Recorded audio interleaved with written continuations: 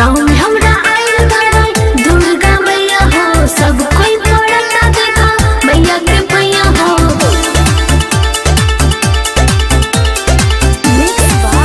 मुकेश सिंह।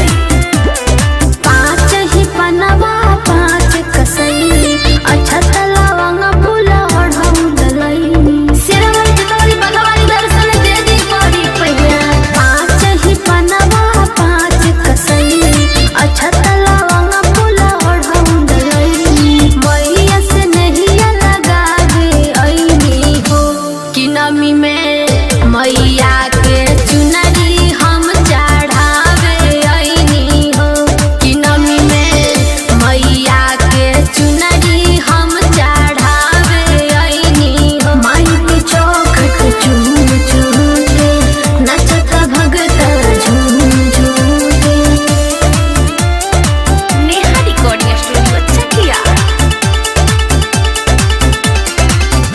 साल भर प आइल बाड़ी माई हमरा गाँवे, सबके हुदेसी घिउ के दिया ना जरावे।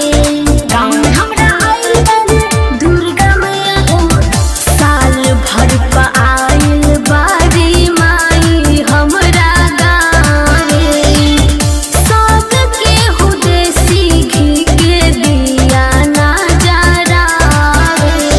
हजामा से चौबटोरवावे अइनी हो, कि नमी में मैया के चुनरी हम चढ़ावे अइनी हो, कि नमी में मैया के चुनरी हम चढ़ावे अइनी हो। आसिन महीना नवरात जब से आया है, माँ के दरबार बड़ी प्यार से सजाया है।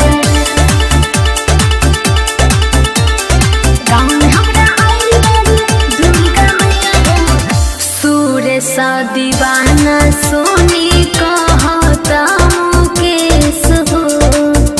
राखी हा ख्याल माई रे बाबी शेष हो। गाँव में हमरा आइल बाड़ी दुर्गा मैया हो, सूर्य सा दीवाना सोनी कहता मुकेश हो। राखी हा ख्याल माई रे बाबी शेष हो। सूतल भगिया जगावे अइनी हो, कि नमी में मैया के चुनरी हम चढ़ावे अइनी हो, कि नमी में मैया के चुनरी हम चढ़ावे अइनी मिक्स हो। By Neha films Chakiya.